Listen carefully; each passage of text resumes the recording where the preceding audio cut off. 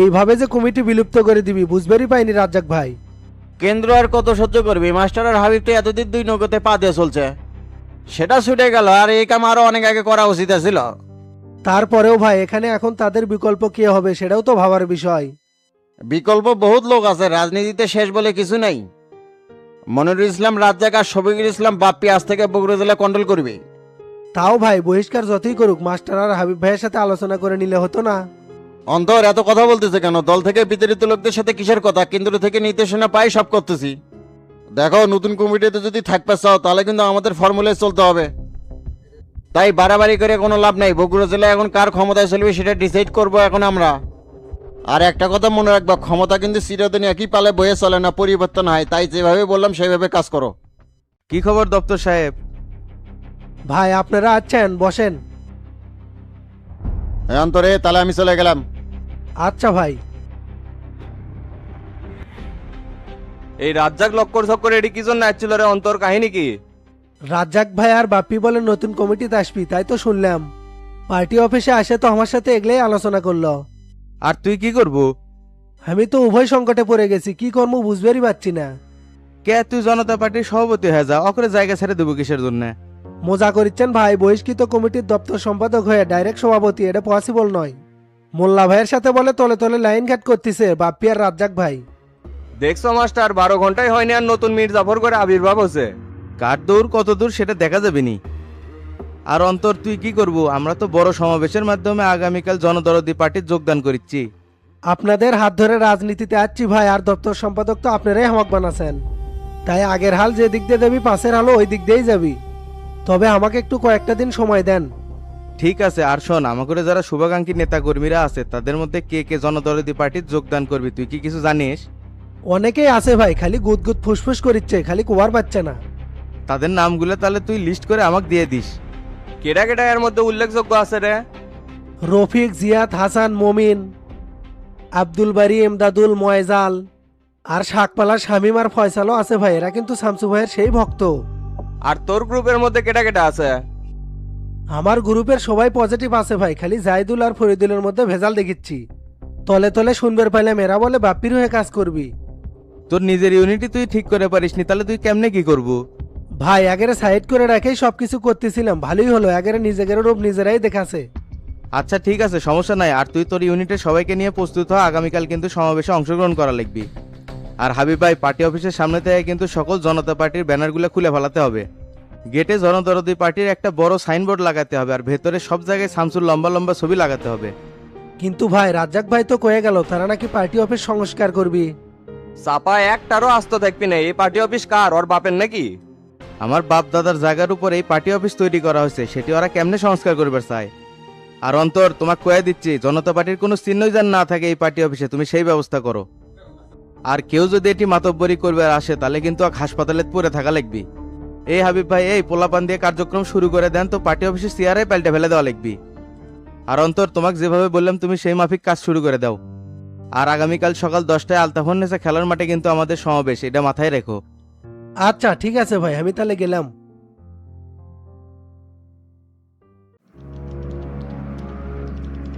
ভাই আসসালামু আলাইকুম। ওয়ালাইকুম আসসালাম। এই ফটি কাচ্চু, তোর জন্য তো অনেকক্ষণ হলো অপেক্ষা করতেছি। তোর দাঁড়িয়ে থাকলি কে? বস। আচ্ছা ভাই, বসতেছি।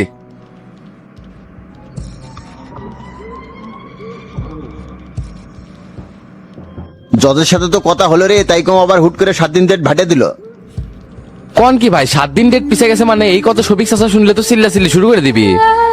এত অধৈর্য হলে তো হবে না, এটা জামিনের ব্যাপার। জজ নিজে এই মামলাটা হ্যান্ডেল করিচ্ছে। জেল খাটার তো বয়স আর লাগবে, হুট করে জামিন দিলে জজক জবাবদিহিতা করা লাগবে না?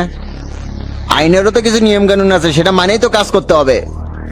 তাই বলে ভাই এতদিন ভেটে দিলেন, এখন আমি কেমনে কি করবো কন তো? এইদিকে তো টাকা পয়সাও সব ম্যানেজ করে ফেলাছি। টেকা ম্যানেজ করছো, ভালো কথা। দিয়ে থেকে যা, 7 দিন পর চাচা জামিন হয়ে যাচ্ছে, টেনশনে কিছু নাই। তাহলে তো ভাই কথার সাথে কাজের মিল হলো না। টাকা দেওয়ার সময় যে পেশকারের কাছে নিয়ে যাবেন সেটা কি করলেন? হাইরে, তোকে আমি আগেই বলছিলাম যে এই কাম চুপচাপে করা লাগে। তারপরে যখন যাবার চাচ্ছ, ঠিক আছে নিয়ে যাবো নি। হ্যাঁ ভাই, নিয়ে গেলে ভালো হয়, তাহলে আমি চাচার সাথে না ভালোভাবে কথা বলতে পারি। এই সবিক চাচা এগুলো ব্যাপারে ভালো বোঝে। জজ ঠিকঠাক মতো কামটা করে দেওয়ার জন্য সময় নিছে। তারপরও ভাই আপনি করলেন একটা, করেছেন একটা, এটার ব্যাপারে তো ক্লিয়ার বুঝিচ্ছি না ভাই। আচ্ছা চলে, তাহলে পেশকারের সাথে কথা কয় তুই টাকা দিস নে। এঙ্কা অবিশ্বাস করলে তো আর কোনো কাম হবি না রে ফটিক। এই ফারুকগুলো ভরসা করে আজ পর্যন্ত কেউ ঠকে নেই, আর সবিক সাথে জামিন করে বললে তো নিজেরই ভালো লাগবে। আচ্ছা ভাই চলেন, পেশকারের সাথে কথা বলে টাকা পয়সা দিয়ে দিবো। ঠিক আছে চলে।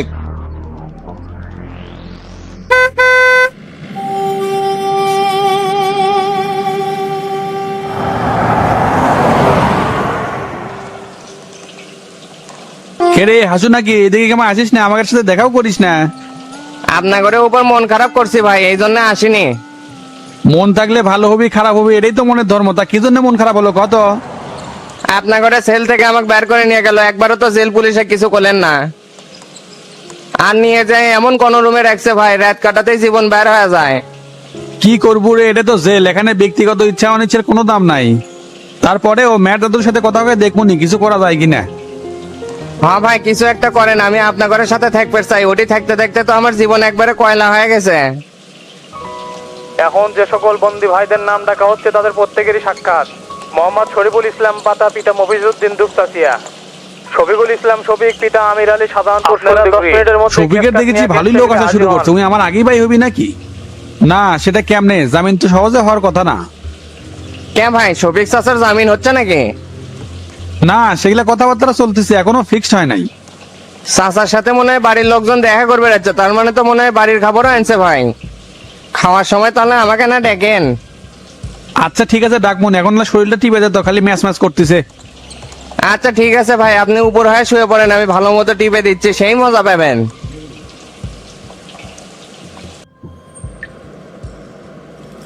কিরে ফটিকে, জামিনের খবর কি কত? জজ নাকি আরো সপ্তাহখানেক ডেট পিছিয়ে দিছে চাচা। করছে যে সামনের বৃহস্পতিবারে জামিন হয়ে যাবে কনফার্ম। আবার কি লক্কর ধক্কর শুরু করে দিল রে ফারুক, এরম তো কোনো কথা ছিল না। সমস্যা নাই, জজ নিজে এই মামলাটা হ্যান্ডেল করছে। চাইলেই তো আর হুট করে জামিন দেওয়া পারে না, তাই সপ্তাহখানেক সময় নিছে। আর ফারুক ভাইও করছে, এইভাবে করলেই ভালো হবে। ছলনাময় কথাবার্তা এগুলো তো আর ভালো লাগছে না। আমি আসলে বসে আছিলাম যে বাইরে যাবো, আবার 7 দিন অপেক্ষা করে লাগবে। চাপ নিচ্ছেন কে চাচা, কয়টা দিনের তো ব্যাপার, দেখতে দেখতে চলে যাবে। 8 টাকার কি করছো? চাষি নানার বাড়ি থেকে 4 লাখ টাকা এনে দিছে বড় মামার কাছ থেকে। ওই টাকা নাকি 2 মাসের মধ্যেই তাক দিয়ে দেওয়া লাগবে। তারপর ওই টাকা সহ ফারুকুগুলের সাথে নিয়ে পেশকারে কেবলই জমা দিয়ে আসলাম। তুই যে পেশকারে সরাসরি টাকা দিলু, ওতে পেশকার কি করলো? চিন্তার কিছু নাই, ডেট অনুযায়ী জামিন হয়ে যাবে 100-100। না কেমন জানি হলো না রে ফটিক, কোলে একটা আর হয়ে গেল আর একটা। টেনশন করছেন কে চাচা, কাম হয়ে যাবে। আর আপনার পিছিয়ে আজকে কত টাকা লাগে দেবো? 7 দিনের খরচ তো 10,000 টাকা দিয়ে দে, আর খাবার আনছো বাড়ির থেকে? না আজকে তো আর খাবার নিয়ে আসার সময় পাইনি চাচা। আর একটা খবর জানেন নাকি, বগুড়া জেলা কমিটি তো বিলুপ্ত করে দিল, মাস্টার আর হাবিবের তো তাবেদারি চলে গেল। এই এতক্ষণকে তুই একটা ভালো খবর দিলু, দিল তো আমার ঠান্ডা হয়ে গেল রে। উচিত শিক্ষা আছে, সারাগের বাইর খুবই বেড়ে গেছিল, এইবার বগুড়া শহর সবিক রাজ করবি। হ চাচা, আপনি খালি বার হয়ে নেন, বগুড়া জেলা এবার আপনি কন্ট্রোল করবেন। আর শুকনা কিছু খাবার নিয়ে যাচ্ছি, চিরা, গুড় আর মুড়ি। ঠিক আছে তাহলে তুই এগলে দিয়ে চলে যা, আর ফারুক উকিলের সাথে লেগে থাকিস। যেহেতু টাকা পয়সা সব দিয়া ফেলাছু, জামিন কিন্তু কোরআন লাগবি, মির্জান কোনোভাবে হয় না। আচ্ছা ঠিক আছে চাচা।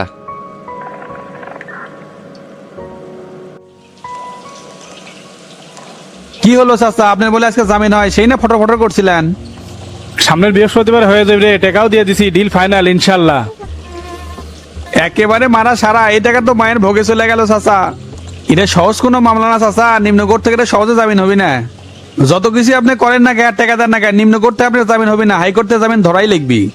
আহারে ফারুক উকিল মিশে গেলি ধাপ্পাতে আপনার কাছ থেকে টাকাগুলো নিল। হ্যাঁ তুই কছে সেটা, ফারুক উকিল জানে এই শফিক কেডা। টেকা এত সহজে হজম করে পারবি, গোলাত পাড়া দিয়ে বাইরে করে নেবো না। আর একটা খবর জানিস নাকি রে তোতা, জেলা কমিটি নাকি বাতিল করে দিছে। আহারে মাস্টার আর হাবিব আর এখন কিলা পদ্মানি মারাবি। সকাল বিকাল পার্টি অফিস থেকে উঠছিল না, দালালি করে তো আর কম টাকা কামায়নি। হাবিবেক এবার টিপির তুলমুনি ঠিকাদারি ব্যবসা সদায়। আপনার মতো ভদাই যারা, তারা ইঙ্গা করে বিশ্বাস করে। কমিটি ভেঙে না দিলে তো কয়েকদিন পরে এমনি 2 দিন পদত্যাগ করলো নি।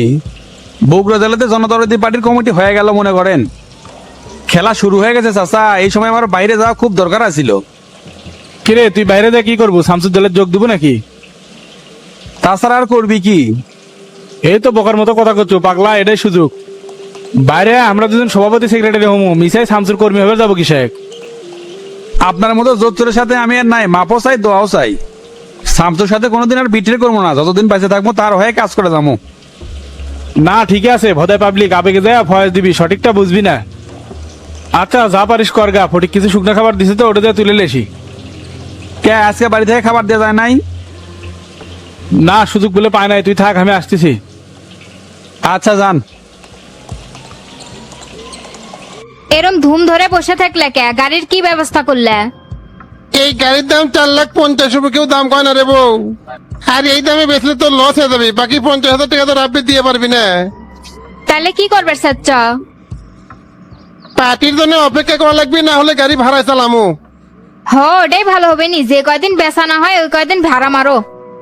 তুই ড্রাইভার কি পাইছ? কাকদে গাড়ি চালাবার চাচ্ছ?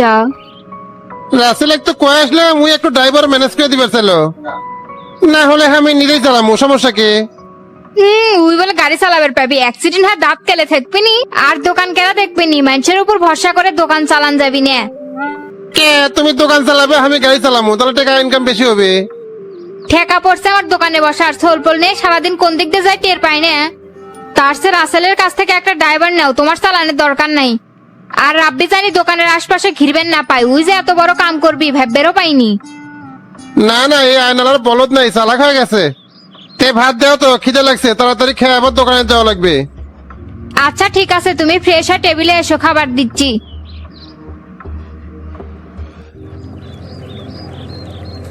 হে ডন ভাই, কি খবর? এত রাতে হামগরে বাড়ি? সভাপতি সাহেবের সাথে দেখা করবাচ্ছি, তাই কি বাড়িতে আছে নাকি রে? চাচা তো কালকে সমাবেশ নিয়ে খুব ব্যস্ত আছে, ডন ভাই এখনো তো বাড়িতে আসে নাই। তে তোতা ভাইয়ের কি হলো, জামিন কতদিন হবি? চেষ্টা চলিচ্ছে, নোট বেলে কাগজ তো শামসু ভাইয়ের কাছে পাঠিয়ে দিছি। এখন দেখা যাক শামসু ভাই কত তাড়াতাড়ি জামিন করাবা পারে। ভাই যেহেতু দায়িত্ব নিছে, টেনশন করো না, হয়ে যাবি। কে রে, কালকে যে সমাবেশ আমাকে তো কেউ কিছুই করলো না, লোকজন আনা লাগবে না। তোতা ভাই নাই দেখে কোনো কিছুরই তথ্য ঠিক মতো পাচ্ছি না। যে পারাপারি কেডা কাক কয়তে, তুমি লোকজন ম্যানেজ করে কালকে নিয়ে আসো। আমি আরো রাতে বেলা তোমাকে ফোন দিবার চাচ্ছি, তে তুমি চলে যাচ্ছ, ভালোই হচ্ছে। টেনশনে কিছু নাই, মেসেজ সব সেখানে ধরে নিয়ে আসমু। তাহলে থাকলে করলা, চলে গেলাম, কালকে সকালে দেখা হবে নি। আচ্ছা যাও।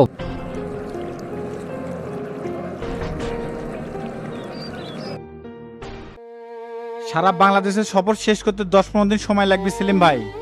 আপনি প্রশাসনিক ব্যাপারটা কতদূর কি করলেন বলেন তো? প্রত্যেক জায়গায় সার্কেল এসপি তোমার নিরাপত্তার দায়িত্বে থাকবে। এই ব্যাপারে মিটিং করে অলরেডি সবার সাথে এটা ফিক্সড করে ফেলাছি। আর তোমার জন্য একটা স্পেশাল টিম সাথে পাঠাবো, যাতে করে আড়াল থেকে প্রোটেক্ট করে। স্পেশাল টিম অপরিচিত টিমে পাঠানোর তো দরকার নেই, এদেরকে তো আমি চিনি না। সমস্যা নাই, সব আমার নিজের লোক, তোমার এখানে চেনার কোনো দরকার নেই। তারপরেও কথা বলে দিলে ভালো হতো না? কেমনে কি করবি না করবি সেটা আমি কেমনে বুঝবো? আমি প্রোগ্রামের নানান কাজে ব্যস্ত থাকবো, এইসব বিষয় তো পরে আর কারোর সাথে কথা বলতে পারবো না। এরা সাদা পোশাকে সাধারণ জনগণের মধ্যে মিশে থাকবে, তোমার এখানে কিছুই করার লাগবে না, আমি ওদের সবকিছু বুঝে দিয়ে দিছি। সাদা পোশাকধারী লোক মানুষের মধ্যে মিশে থাকবে, এদেরকে আমার দরকার নাই। আমার সাথে আর সমাবেশ সফল করতে যাতে পুলিশ প্রোটেক্ট দেয় সেই ব্যবস্থা আপনি করবেন। আপনি স্বরাষ্ট্রমন্ত্রী হয়ে আমাকে এত প্রোটোকল দিচ্ছেন, এতে করে কিন্তু জনতা পার্টি আপনাকে সন্দেহ চোখে দেখতে পারে, সো বি কেয়ারফুল। তে ওসমান ভাই, ওই দিকে আপনি কি করলেন?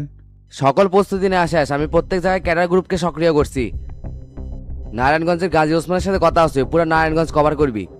কুমিল্লার মিল্লাদের সাথে কথা হচ্ছে, ফেনীর জিল্লুর সাথে কথা হচ্ছে, আর চট্টগ্রামের কানা মাসুদের সাথে কথা হচ্ছে, সাথে খাগড়াছড়ির তাপস টাকমার সাথে কথা হচ্ছে, ওইদিকে সামাল দিবি। খালি কথা বললেই কিন্তু হবে না ওসমান ভাই, হিসেব নিকেশ কিন্তু ঠিক মতো বুঝে দিতে হবে।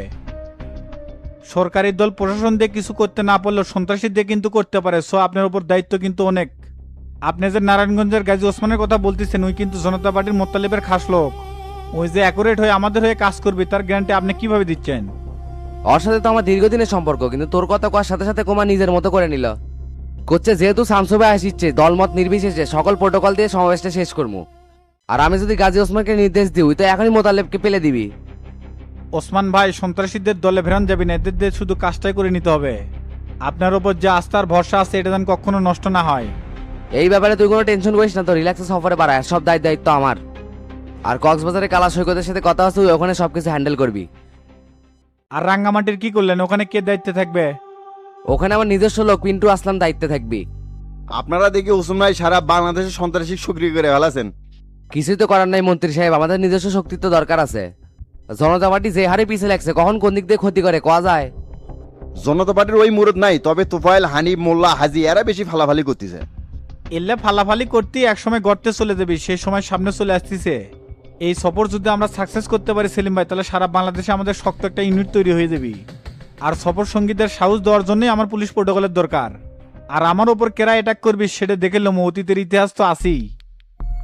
আর ওসমান ভাই, সবার নাম্বার আমার হোয়াটসঅ্যাপে দিয়ে দিবেন, প্রত্যেক জেলা ঢোকার আগে সবার সাথে 1 মিনিট করে কথা বলবো। আচ্ছা ঠিক আছে, আমি একটা লিস্ট তৈরি করে তোর হোয়াটসঅ্যাপে পাঠিয়ে দিচ্ছি। আর ওদেরকেও বলে দিচ্ছি শামসু এলাকায় ঢোকার আগে তোদের সাথে কথা কবি। তোর যদি সফরে এতই প্যারা মনে হয় তাহলে আমিও সাথে থাকি। না না, আপনার থাকার দরকার নাই, হুট করে নিউজ হয়ে গেলে ঝামেলা হয়ে যাবে। জাতীয় নির্বাচনের সময় কিন্তু খুব কম, এই সময় কোনো ভুল পদক্ষেপ নেওয়া যাবে না। আপনারা দুইজন আমার বিশ্বস্ত লোক, সাইড থেকে কাজ করলিয়ে না, বাকিটা আমি সারমো। সেলিম ভাই, আগামীকাল সকাল সকাল কিন্তু আমি রওনা দিচ্ছি, আপনার কার্যক্রম শুরু করে দেন। আচ্ছা ঠিক আছে। খবর পেলাম হাসপাতালে নাকি বান্টির লাশ এখনো পড়ে আছে, সেই ব্যাপারে কি সিদ্ধান্ত নিলেন? আঞ্জুমান মফিদুলে খবর দিলি তো কাফন দাপন করে দেয়, এত লক্কর ধকর কিসের? সপ্তাহখানেক তো ওয়েট করলাম, দেখি কোনো আত্মীয় স্বজন বা কেউ নিতে আসে কিনা, কিন্তু কেউ তো নিতে আসলো না। এখন আঞ্জুমানকেই দিতে হবে লাশটা। না না, আর ওয়েট করার দরকার নাই, আপনি চ্যাপ্টারটা ক্লোজ করে দেন। আচ্ছা ঠিক আছে, তাহলে এখন আমি উঠলাম শামসু। ঠিক আছে যান। ওসমান ভাই, বাকি কাজগুলো না আপনি তাড়াতাড়ি সারেন, সময় কিন্তু বেশি নাই।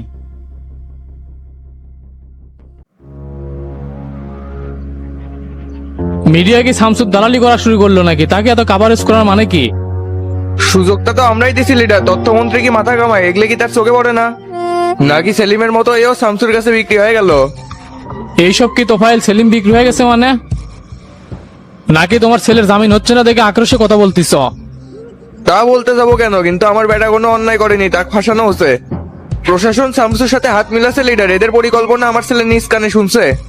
আমাকে ফ্রন্ট লাইনে রেখে সরকারকে নামানোর টার্গেট করছে এরা। তোমার ছেলে নিজ কানে শুনছে মানে? ব্যাপারটা বুঝলাম না তোফায়েল। আর শামসু কি এত বড়ই ভতাই যে তোমার ছেলের সামনে সব বলবে? স্পেশাল অফিসার হামিদ সহ শামসু রাজাকে রিমান্ডে নিছিল, ওখানে ওর সামনে এগুলো বলছে। আর এটা কিভাবে সম্ভব লিডার? পুলিশ লকাপে শামসু যায় মানে, তাহলে তো দলে দলে প্রশাসন সহযোগিতা করছে। সরকার কচুরি বানানা তোফায়েল, যে চাইলে আর ভেসে দিল। এইসব উদ্ভট কথাবার্তা তোমার মুখ থেকে শোভা পায় না। তোমার ছেলে এগুলো করছে নাকি অন্য গ্রুপ করছে সেটা প্রমাণ করো, তাই তো জনগণের সামনে আর জবাব দিতে দেওয়া লাগে না। সেটা তো বের কর্মই লিডার, আর যেদিন কর্ম না অনেকেরই পাশা লাল করে ছেড়ে দিমু। তোমাদের এগুলো পন্দাবন্দির জন্য দলের অবস্থা দেখছো, যাক বহিষ্কার করতেছি তাই যে শামসুর দলে যোগদান করতেছে। আপনি শামসুর তোপে পড়ে গেছেন লিডার, ওই ইচ্ছে করে এত সব নেতা কর্মীকে সমাবেশে দেখছিল যাতে করে এরকম পরিস্থিতি তৈরি হয়। আর সারা বাংলাদেশে 5000+ নেতাকর্মী জনদরদিবাজিতে যোগ দিচ্ছে। এই জনস্রোত থামাতে হবে লিডার, না হলে কিন্তু জনতা পার্টির অবস্থা খারাপ আছে। আর আমার পরামর্শ হলো আপাতত কাউকে বহিষ্কার করা যাবে না, না হলে কিন্তু সরকারের সামনে বিপদ আছে।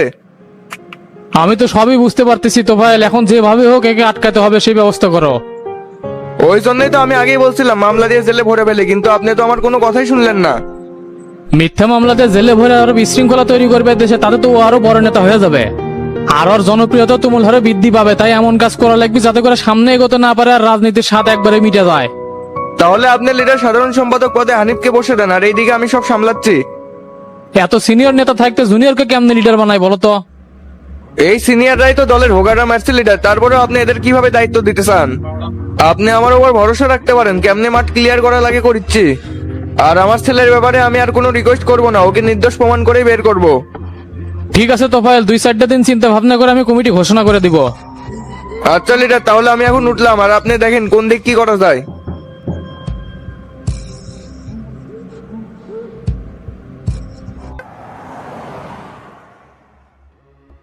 স্যার আসসালামু আলাইকুম। ওয়ালাইকুম আসসালাম। জব্বার বলো, কি খবর? স্যার একটা নিউজ আছে, শীর্ষ সন্ত্রাসী সাকুমান্ডি ঢাকা মেডিকেলের মর্গে পড়ে আছে, গত কয়েকদিন হলো লাশ নেওয়ার কেউ নাই। কি বলো, এটা কয়দিন আগের ঘটনা জব্বার? তাও তো স্যার সপ্তাহখানিক হবে। রাজাকে গ্রেপ্তারের ঘটনাও তো সপ্তাহখানেক হলো, তে হুট করে বান্টিকে কেটে মারলো, কোনো তথ্য আছে তোমার কাছে? এসপি স্যার সহ আমরা লাশটা দেখে আসছি স্যার, কিন্তু তারপর থেকে এসপি স্যারের আর কোনো গুরুত্ব নাই। স্যার এই বান্টির লাশের পিছনে নিশ্চয়ই বড় কোনো কাহিনী আছে, আপনি ভালো করে একটু খোঁজ খবর নেন। আচ্ছা ঠিক আছে, আমি বিষয়টা দেখেছি, তারপরেও তুমি তলে তলে তদন্ত চালায় যাও।